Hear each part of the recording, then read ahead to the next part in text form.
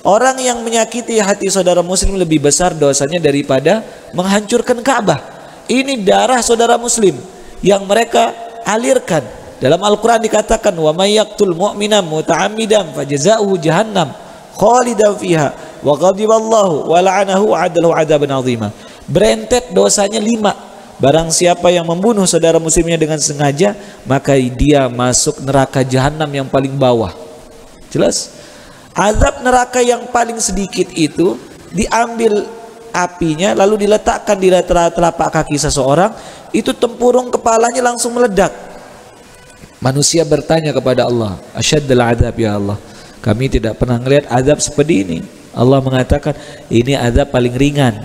Azab paling apa? Ringan. Sedangkan antara sirat, ini sorga, di bawahnya neraka. Jarak antara sirat menuju neraka ini perjalanan sab'in, yaitu 70 tahun perjalanan. Jauh. Belum dia disiksa di dalam, ini perjalanan jauh. Jelas? Apakah dia jatuh tersebut tidak disiksa? Disiksa. Terus dia disiksa. Jelas? Seperti itu. Semoga kita bisa lolos. Itulah kita berharap. Jelas? Makanya perlu kita setiap hari, setiap malam salat sunat taubat, minta ampun sama Allah.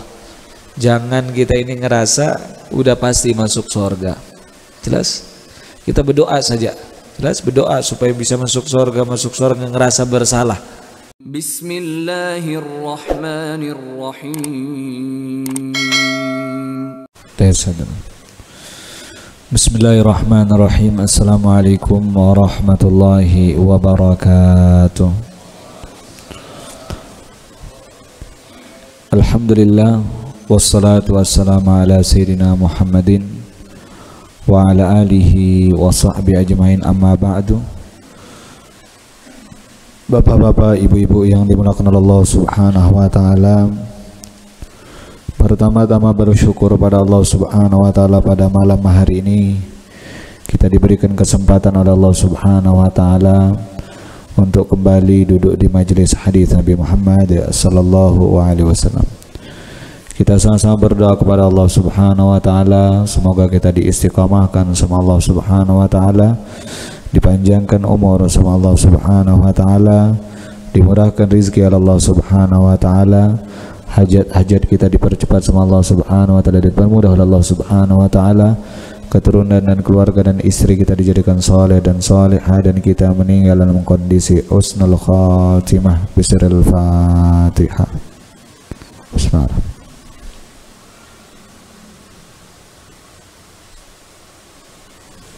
Al-Maghdubi alaihim waladdallin. Amin. Ya, bapak-bapak, ibu-ibu yang dimuliakan Allah Subhanahu wa taala, kita lanjutkan kajian kita dalam kitab Riyadhus Shalihin.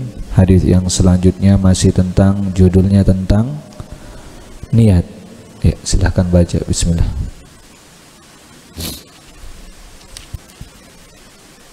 Bismillahirrahmanirrahim. Hadis ke-9. An Abi Bakrata Nufai' ibn al-Harith al-Thaqafi radhiyallahu ta'ala anhu anna an-nabiy sallallahu alaihi wasallam qala idzal taqal muslimani bisayfayhima fal qatilu wal maqtulu fin nar. Qultu ya Rasulullah sallallahu alaihi wasallam hadzal qatil fama balul maqtul?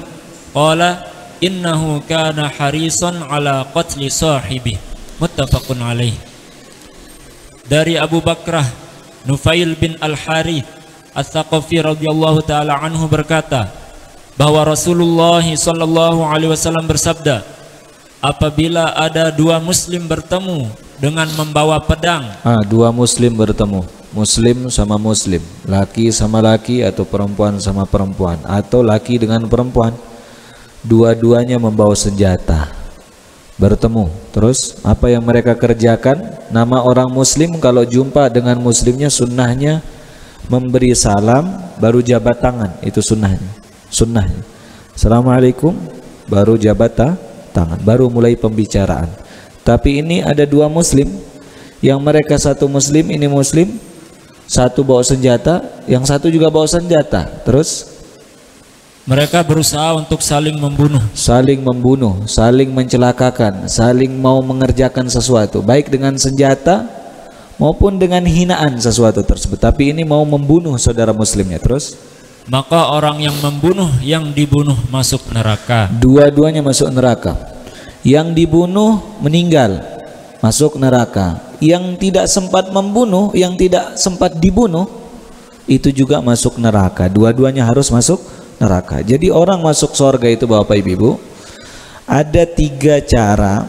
Yang pertama, ada orang langsung masuk ke dalam surga, langsung masuk ke surga tanpa hisab, tanpa pertanyaan. Yang kedua, ada orang ditanya-tanya dulu baru masuk ke dalam surga.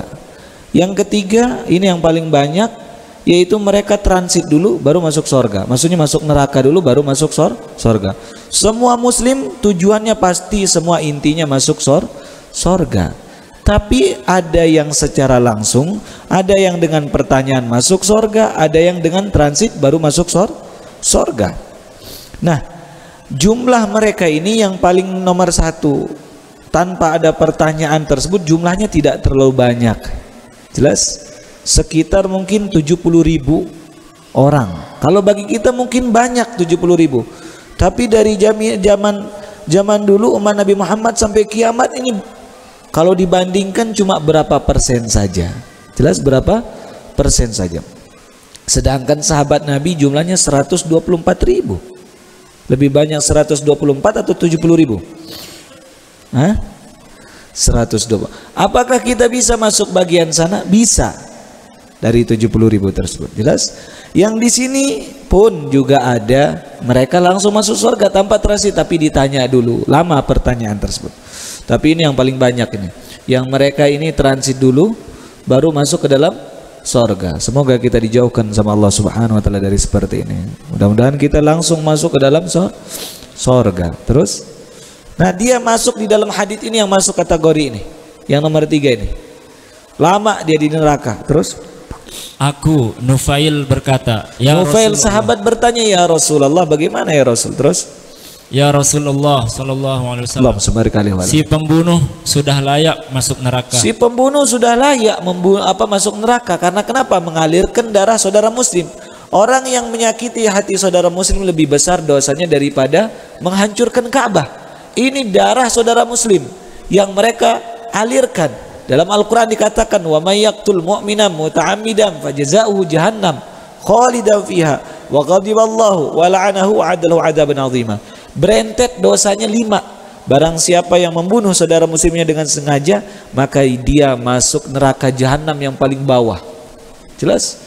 Azab neraka yang paling sedikit itu diambil apinya lalu diletakkan di telapak kaki seseorang, itu tempurung kepalanya langsung meledak.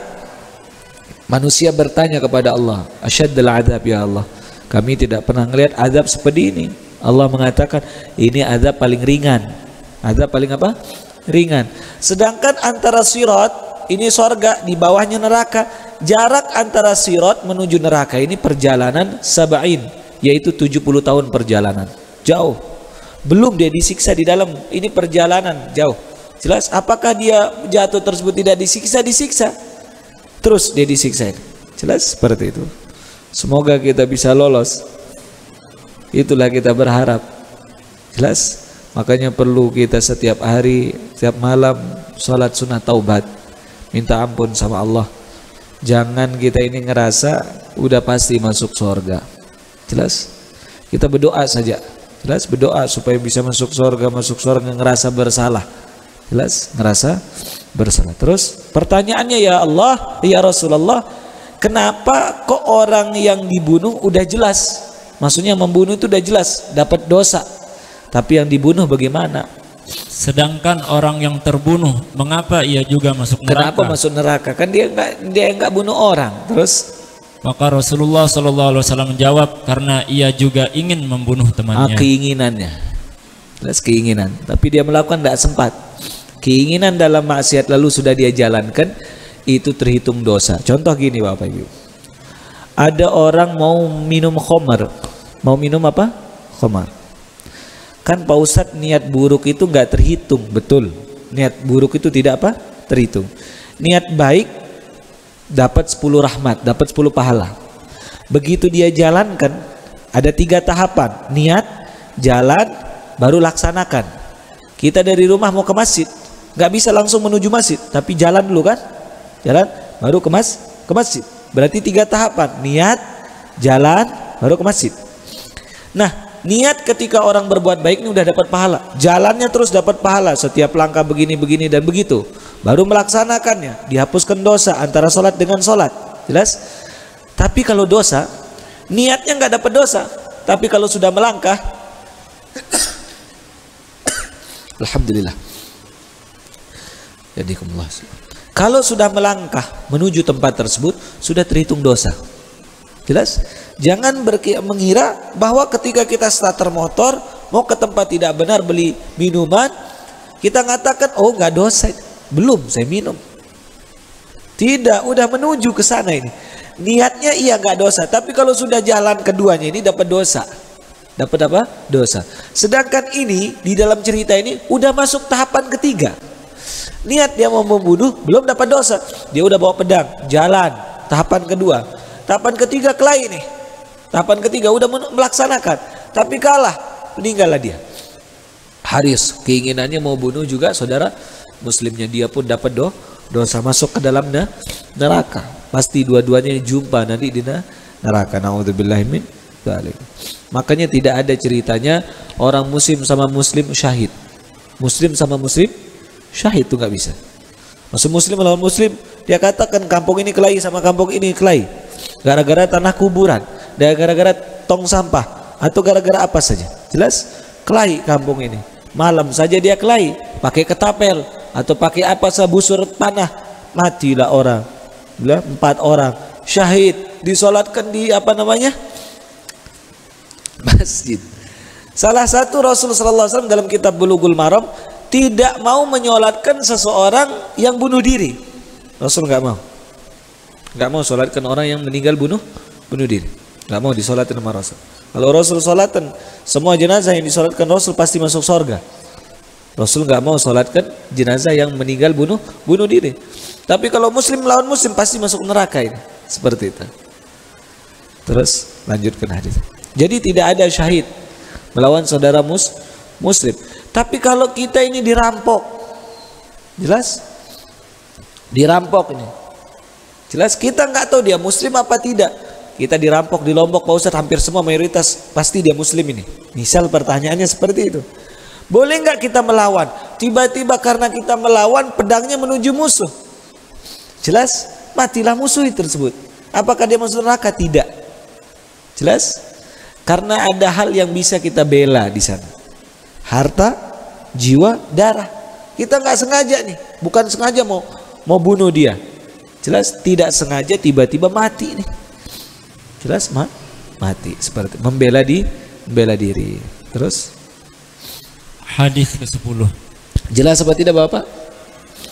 Makanya Rasulullah SAW begitu ada pas peperangan, ada musuh itu begitu mau dibunuh, syahadah dia. Asyhadu an la ilaha illallah wa asyhadu anna. Oh, ini dia sengaja. Aduh, terusin sudah kata dia. Diterusinlah pedangnya sama muslim, sama sahabat Nabi. Dia takut ini, sengaja dia bersyahadat, diteruskan terbunuh. Menang saudara muslim pada saat. Tapi terdengar berita itu sama Rasul. Dipanggil, siapa yang bunuh saudara muslim? Kenapa engkau bunuh orang sudah syahadat? Ya Rasulullah, dia takut. Saya udah angkat pedang, dia udah mau kalah tadi, dia mengalahkan, tiba-tiba dia kalah pada saat tersebut. Saya udah angkat pedang, dia syahadat. Apa kata Rasul? Apakah engkau sudah membelah hati mereka? Baru engkau tahu dia niatnya main-main apa tidak. Dimarah sama Nabi Muhammad SAW. Tidak boleh, yaitu kalau orang udah bersyahadat tidak boleh dibunuh. Dijaga harta, jiwa dan hartanya, darahnya dijaga sama Allah Subhanahu. Tidak boleh dialirkan. Terus An Abi Hurairah radhiyallahu taala anhu. Nanti hisabnya sama Allah kalau yang seperti itu. Begitu masuk kubur, itu urusan malaikat yang bongkar hati orang nih. Oh, ini dia munafik. Oh, ini dia takut. Itu urusan apa? Malaikat nih. Begitu orang masuk ke dalam kubur, ada yang kelihatannya muslim tapi dia munafik. Siapa munafik? Luarnya Islam, dalamnya kafir. Dalamnya apa? kafir. Seperti itu. Terus An Abi Hurairah radhiyallahu taala anhu qala Rasulullah sallallahu alaihi wasallam salatul rajuli jama'atan tazidu ala salatihi fi suqihi wa baitihi bid'an wa 20 darajah wa dhalika anna ahadahum idza tawadda'a fa ahsana al-wudu'a thumma atal masjida la yuridu illa as-salata la yanhazuhu illa as-salatu lam yakhtu khatwatan illa rufi'a lahu biha darajatun wa khutta anhu biha khati'atun hatta yadkhulal masjid fa idza dakhalal masjida kana fis salati ma kanatis salatu hiya tahbisuhu wal malaikatu yusalluna ala ahadikum ma dama fi majlisihi alladhi shalla fihi yaqulun Allahumma arhamhu Allahumma ighfir lahu Allahumma tub alaihi ma lam yu'di fihi ma lam yuhdits fihi muttafaqun alaih. Ya. Siapa yang mau didoakan malaikat nih syaratnya. Manusia sama manusia doanya bisa meleset, tapi doanya malaikat tidak bisa meleset. Ini salah satu cara supaya didoakan sama malaikat. Gimana caranya? Ada niat di sana itu. Supaya kita pancing doanya malaikat. Yang pertama, apa kata Rasul? Abu Hurairah radhiyallahu taala anhu berkata bahwa Rasulullah sallallahu alaihi wasallam bersabda, seorang laki-laki yang melakukan salat berjamaah di masjid. Ulang. Seorang laki-laki. Laki-laki yang melakukan salat berjamaah di masjid lebih laki-laki berarti berjamaahnya di mana? Masjid. Jelas? Perempuan, ada orang protes kemarin sama saya, Pak Ustadz, saya lupa di daerah mana, Pak Ustadz kita ini pingin dapat 27 juga, kita mau ke masjid, apakah kita sholat di rumah dapat 27? Ini pertanyaan ini. Tetap dia dapat 27 ibu-ibu, jelas, walaupun dia sholat di rumah, yang penting tepat waktu. Tapi kalau laki, dia berjamaah di masjid, dia berjamaah pada saat baru dia dapat 27 derajat tersebut. Tapi kalau ibu-ibu mau sholat berjamaah di rumah sama anaknya, jelas, kalau bapaknya suruh ke masjid. Terus seorang laki-laki yang melakukan sholat berjamaah di masjid lebih baik 20 derajat dibandingkan dengan sholat yang dilakukannya di pasar atau di rumah. Apa katanya? 20. Masa 20 di sana? Di sana artinya 20. Ya, di terjemah. 27 bid'an wa 20 darajah. Di atas angka 20 ini dia bid'an ini jumlah di atas 20. 25, 27. Terus. Sebab jika seseorang melakukan wudhu dengan baik kemudian mendatangi masjid hanya harus untuk wudhu dari rumah, berarti ini syaratnya. Besaran suaranya. Sebab jika seseorang melakukan wudhu dengan baik kemudian mendatangi masjid hanya untuk sholat, jelas, dia wudhu harus dari rumah, nggak bisa wudhu di masjid. Jelas, syaratnya memang disebut wudhu dari mana? Ada tempat wudhu Pak Ustadz di masjid. Bagi yang batal kalau sudah sampai masjid, itu sebabnya pengurus masjid siapkan. Jelas, jangan wudhu di masjid. Jelas, wudhunya dari rumah supaya ngamalkan ini. Jelas, nanti saya wudhu dah di masjid. Jangan, wudhu dari apa? Rumah, wudhu dari rumah. Terus, maka derajatnya akan ditinggikan satu tingkatan. Baru dia berlaku ini setiap langkahnya. Terus, kalau yang pakai motor bagaimana? Setiap rodanya. Terus, pakai mobil 4 rodanya, lebih banyak lagi nih.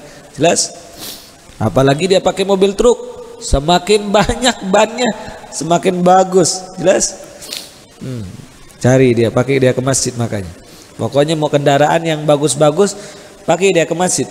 Kita kadang-kadang motor yang nggak ada surat-suratnya ke masjid dia pakai, yang bagus baru ke kantornya. Sendal yang nggak bagus pakai ke masjid. Kalau ke kantor, ke tempat mau ketemu apapun, pakai sendal yang bagus. Kebalik kita ini, jelas nggak ada razia Pak Ustadz di masjid. Pakai yang bagus, ngurangin hisab kendaraan kita itu.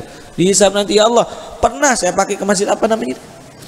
Al-Amin, pakai ngaji malam Kamis, saya pakai deh ini kendaraan. Dia akan bicara, benarkah diambil itu kendaraan tersebut? Jelas, jadi saksi. Jelas, jangan nggak pakai jadi saksi.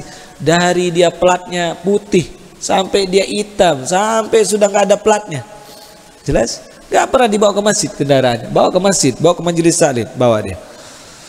Bahkan ngantreannya itu, ngantrean namanya, kalau masih baru itu apa? Drean namanya. ya apalah namanya, pokoknya bawa dia terus ke masjid. Jelas. Ada kami punya guru di sana, Al-Alamah Habib Hasan Asy-Syatiri, udah berpindah alam dari dunia ke barzakh, meninggal. Kendaraannya banyak, ditegur sama orang pada saat tersebut. Saya pernah mendengar kisah beliau. Kenapa kok banyak kendaraan? Beliau pakai satu-satu, lain hari ini, lain untuk apa namanya? Ke masjid, menuntut ilmu, ngajar, kemana? Gilir-giliran seperti itu. Bagus seperti itu, ngurangi hisabnya terus. Bagus seperti itu. Gilir-giliran pakai. Sekarang baju ini, besok sendalnya beda. Jangan tapi sendal orang dibawa pulang. Beda-beda terus sendalnya. Jangan seperti itu terus. Nah, baru terjadi apabila wudu di rumah, setiap langkahnya terjadi nih. Apa diberikan sama Allah? Dan keburukannya diampuni setiap kali ia melangkahkan kakinya. Keburukannya dihapus. Terus diampuni setiap kali ia melangkahkan kakinya hingga ia masuk masjid. Sampai dia masuk masjid, subhanallah. Bahkan sahabat dengar hadis ini, mereka pendekkan langkahnya kecil-kecil, sedikit-sedikit dia ngelangkah. Bahkan yang dekat rumahnya masjid, dia jauhkan rumahnya. Dia jauhkan rumahnya. Kita kebalik, yang dekat masjid nggak mau naik masjid. Terus, dekat-dekat, tetap dia. Terus seperti itu. Dia pendekkan supaya kenapa? Supaya banyak pahala, dosa diampunkan. Nah, ini saking yakinnya sama Rasul Shallallahu Alaihi Wasallam. Terus, bila ia telah masuk masjid, kalau sudah dia masuk masjid, apa yang dia kerjakan? Lihat ini. Ia diberi pahala sebagaimana orang yang melakukan sholat sekalipun dia hanya duduk. Jelas? Walaupun dia masuk masjid, dia duduk, dia diberikan pahala. Sekalipun dia hanya duduk. Pahala sholat dia diberikan. Niatnya tapi niat i'tikaf. Niat apa? I'tikaf. Terus? Selama ia menanti sholat berjamaah. Para malaikat pun mendoakan seseorang selama ia di tempat sholatnya, ia belum meninggalkan masjid. Jelas? Dia masuk masjid, lebih bagus sholat tahiyatul masjid. Jelas? Tahiyatul masjid dia duduk. Nunggu apa ini? Nunggu sholat. Sekalian majelis ta'lim. Jelas? Dia nuntut ilmu, nunggu waktu isya. Apa kata malaikat? Doakan dia ini orang. Para malaikat itu berdoa, ya Allah, berikan rahmat kepadanya. Berikan rahmat buat dia, ya Allah. Jelas bahwa apa yang nunggu sholat nih, dibilang sholat. Orang yang nunggu waktu sholat, dibilang sholat. Antara maghrib isya ada bapak-bapak begitu bubar, sisa 3 orang di masjid. Sambil dia selonjoran, cerita masa lalunya. Ingat enggak dulu kita begini? Masa dia sering main-main dulu ya? Jelas? Dia cerita-cerita, sisa 3 orang, 2 orang di masjid. Dia nunggu waktu sholat, dia doakan malaikat, tapi ada syaratnya. Terus? Ya Allah, ampunilah dia. Ampuni dia ya. Jelas? Subhanallah, antara maghrib dengan isya dia seperti dia sholat saja. Terus? Ya Allah, terimalah taubatnya. Terimalah taubatnya, ampuni dia, rahmati dia. Terus?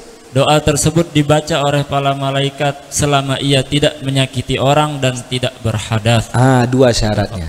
Jelas? 2 syaratnya kapan? 2 syaratnya selama dia tidak berhadas, selama dia tidak ganggu temannya. Kadang kita udah bubar masjid, sisa 2 orang, topinya dia pukul temannya.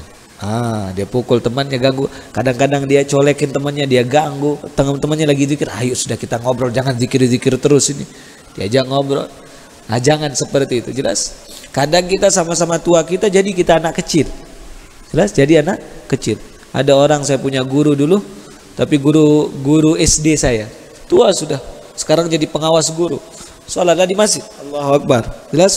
Sholat sama sepuhnya ini, sama tuanya, diinjak kakinya sama teman sebelahnya.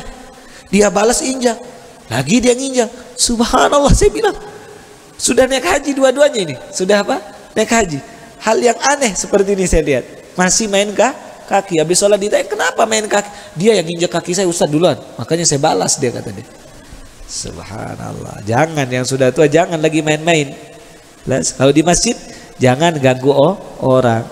Nah, kalau kita fokus nunggu waktu sholat, itu seperti kita sholat.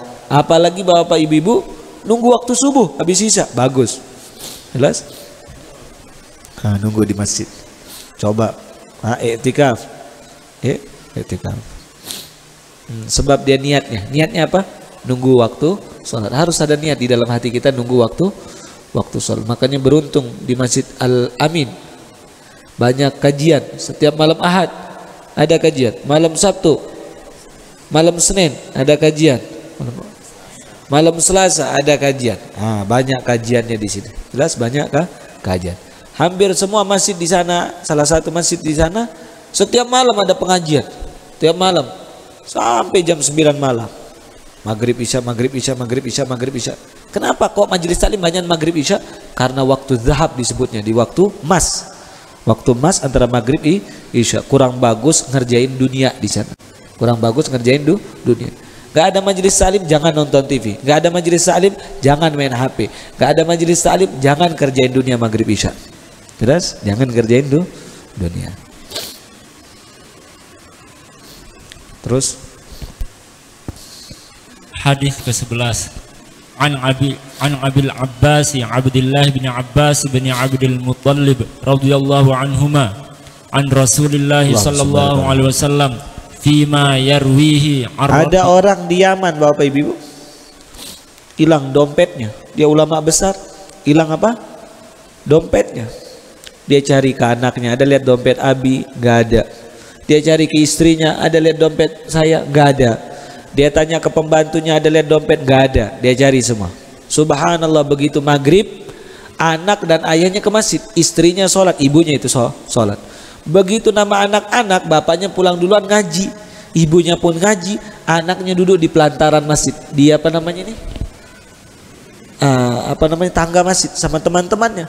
Udah bubar teman-temannya, dia pulang ke rumah. Subhanallah, dia dapati dompet ayahnya. Dia lihat, subhanallah, tadi yang saya cari nggak temu-nemu, di sini dia sekarang antara maghrib dan isya ketemunya. Maka dia ambil dompet tuh, dia cari ayahnya, Abi, ketemu ibunya. Ada apa engkau cari ayah? Engkau mana ibu? Mana ayah? Kata dia. Mau kenapa? Kata dia. Enggak, saya mau kasih kabar bahagia. Dia nggak mau kasih tahu ibunya duluan. Dia mau ngasih tahu ayah, saking senangnya. Begitu dia buka pintu ayahnya sedang ngaji. Maka ayahnya tersebut stop. Begitu ayat baru di stop, baru ditutup. Jangan kita bicara kalau kita Al-Quran lagi dibuka. Ada apa? Quran lagi dibuka ini. Jelas syaratnya stop dulu di ayat, tutup. Kalau buka ini tandanya kita mau ngobrol dengan Quran. Tutup dulu. Ada apa? Jelas ada apa? Ayah, kata dia, dompet ayah ketemu nih. Yang tadi ayah cari nih. Berapa kali ayah cari ini nih dompetnya, Masya Allah. Anak ini nyangka ayahnya bakalan senang. Apa kata ayahnya tersebut? Wahai anakku, demi Allah, seandainya engkau panaskan besi dan dia karatan lagi besi, engkau tusukkan di kepala ayah di tengah ini, lebih bagus ketimbang engkau bicarakan dunia, yaitu di antara maghrib dengan isya. Tusukkan lebih bagus di kepala ayah, lebih bagus ketimbang engkau bicarakan dunia. Padahal yang dia cari gak mau tahu dia. Jelas. Dan ini tempat waktu rame-ramenya orang berdagang maghrib. Jelas.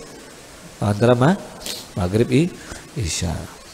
Terus an Rasulillah sallallahu alaihi wasallam fima yarwihi an rabbih tabaraka wa ta'ala qala innallaha ta'ala katabal hasanati was sayyiati thumma bayyana dzalika faman hamma bi hasanatin falam ya'malha katabahallahu tabaraka wa ta'ala indahu hasanatan kamilah fa in hamma biha fa'amilaha katabahallahu indahu 'ashra hasanatin ila sab'imi'atin du'fin ila ad'afin katsirah wa in hamma bi sayyi'atin falam ya'malha katabahallahu ta'ala indahu hasanatan kamilah wa in hamma biha fa'amilaha katabahallahu sayyi'atan wahidah. Muttafaqun alaih.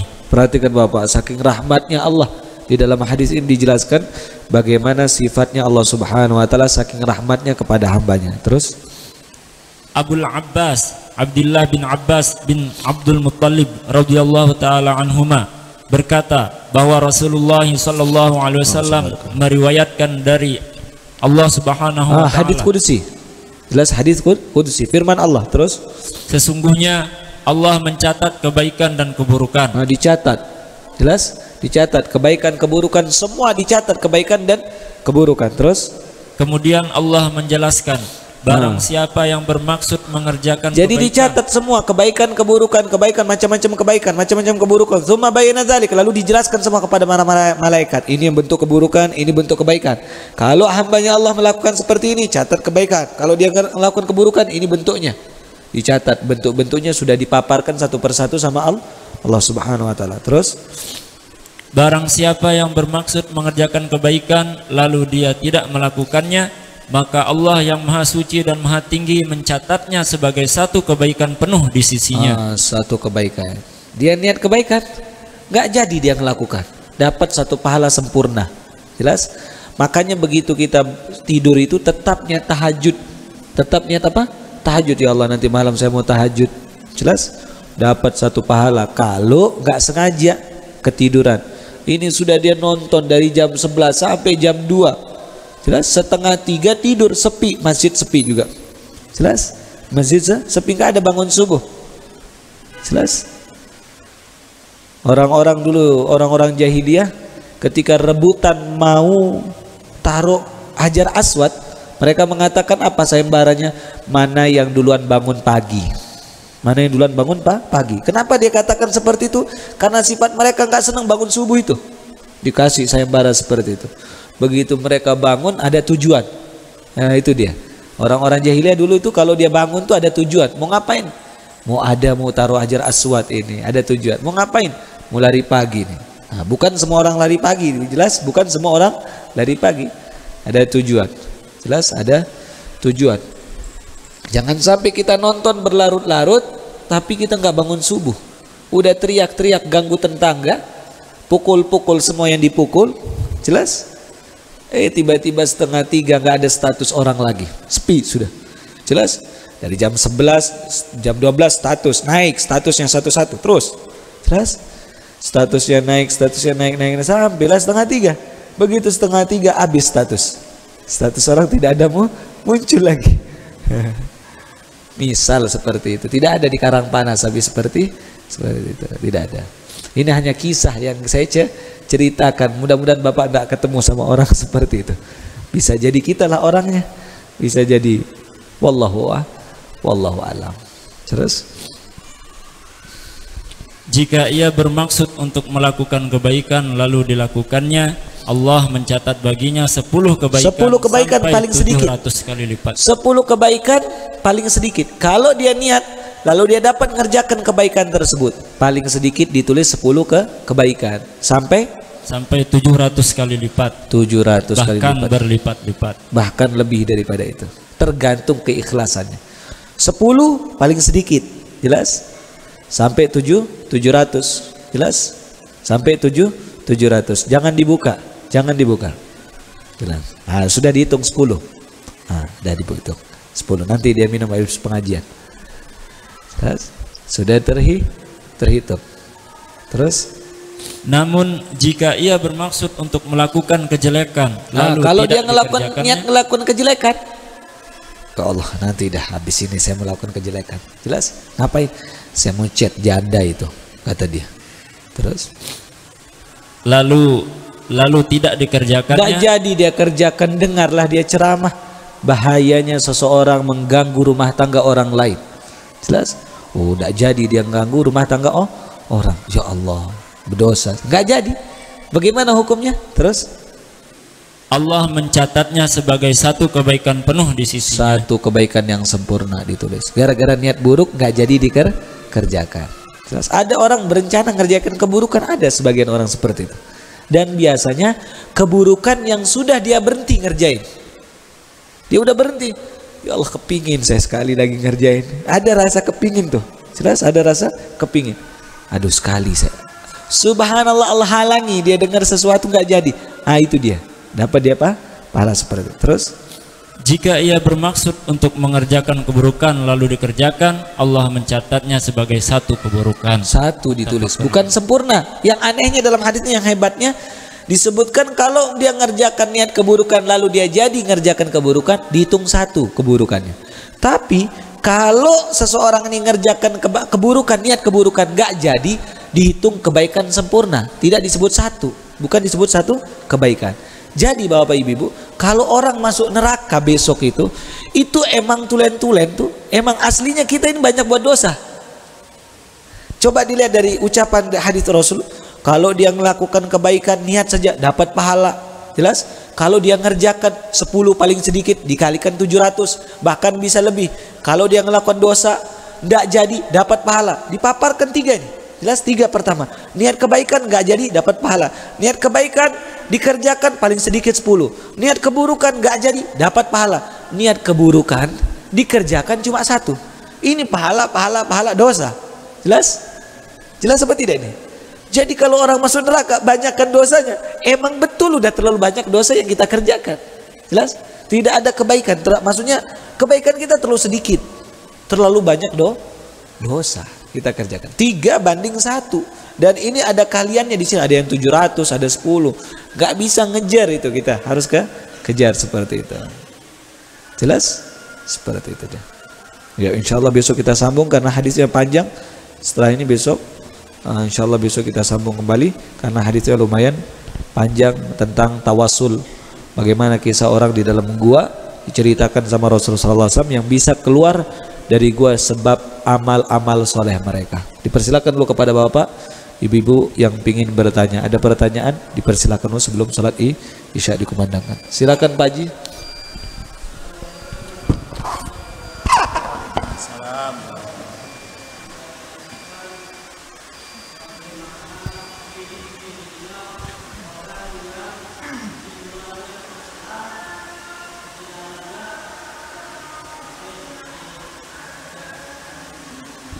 Banyak ciri-cirinya. Jelas? Banyak ciri-cirinya. Apa kata Rasul? Alamatul munafik, tanda orang munafik itu 3. Jelas? Itu di hadis. Ada juga di ayat Al-Quran. Ada juga di di hadis-hadis yang lain. Salah satunya apabila dia berkata-kata dia bohong, dia berjanji dia ingkar, dikasih amanah tapi dia tidak amanah. Jelas? Tapi tentang semua tentang ayat-ayat munafik itu jadikan cermin buat kita. Kitalah orang itu. Bukan ketika kita dengar orang bohong, oh ini dia munafik itu yang disebut. Bukan. Jelas? Jadikan dia cermin buat kita. Sayalah itu. Jangan menuduh, tapi mengaku lebih bagus. Jelas? Makanya ada seorang sahabat begitu dengar hadis Rasul, dengar ceramah Rasul, pulang ke rumah, dia mengatakan, subhanallah, saya ini munafik. Namanya siapa? Hanzalah. Namanya siapa? Hanzalah. Dia teriak padahal ikut majelisnya Rasul. Apa katanya terus di jalan? Hanzalah munafik, Hanzalah munafik, Hanzalah munafik. Mengaku dirinya munafik. Didengar sama Sayyidina Abu Bakar. Ada apa engkau katakan diri engkau munafik? Iya, di majelis Rasul saya semangat ibadah. Begitu sampai rumah turun niat saya bercumbu rayu dengan anak istri saya lupa tentang apa di dalam Rasulullah. Begitu disampaikan sama Rasul naik iman. Begitu sampai rumah beda imannya tersebut. Apa katanya Sayyidina Abu Bakar? Saya pun seperti itu. Tuh ngaku dia Sayyidina Abu Bakar. Tidak dia nunduh Hanzalah seperti saya pun seperti itu. Ayo kita ngadu ke Rasul, nanya ke Rasul. Nanya dua-duanya ke Rasul. Apa kata Rasul? Seandainya kalian bisa mempertahankan iman kalian sebagaimana di majelisku, maka akan keluar tangan malaikat akan berjabat tangan kepada kalian. Makanya di akhir hayatnya Hanzalah mengurung diri beribadah kepada Allah Subhanahu wa ta'ala. Tapi di sini ada suatu pelajaran yang sangat besar, mengecek sampai sebegitu detailnya sahabat sampai dia baca dirinya, dia taruh imannya begini. Saya munafik itu. Dia bisa baca dirinya sama di sini sama di luar. Dia baca dirinya. Kalau kita kan ngebaca orang, tapi ke sahabat ini ngebaca dirinya sendiri. Jadi kalau ada ayat-ayat tentang dosa munafik itu untuk cermin buat diri kita. Jelas, untuk cermin buat diri kita. Karena kenapa? Allah senang hambanya yang mengaku, tidak menuduh orang. Jelas Pak Haji? Iya. Ada pertanyaan lagi? Ada pertanyaan? Tidak ada ibu-ibu? Ada pertanyaan? Cukup ya? InsyaAllah besok kita sambung kembali lagi. Semoga kita diistiqomahkan sama Allah SWT. Amin. Ya Rabbal Alamin. Ya Rabbana i'tarafna bi annana i'tarafna wa annana asrafna ala ladha asrafna fatu alaina tawbah tangsil li kulli hawbah wastur lana awrati wa aminir rawati waghfir li walidina rabbi wa mauludina wal ahli wal ikhwani wa sairil khillani wa kulli di mahabbah au jiratin au suhbah wal muslimina ajma' amin ya rabbi isma' فضلا وجودا منا لا باكتساب منا بالمصطفى الرسول نعظى بكل سولي صلى وسلم ربي عليه عد الحب وآله وصحبه عداد الطش السحب والحمد لله في البدء والتناهي سبحانك اللهم وبحمدك أشهد أن لا إله إلا أنت أستغفرك وأتوب إليك.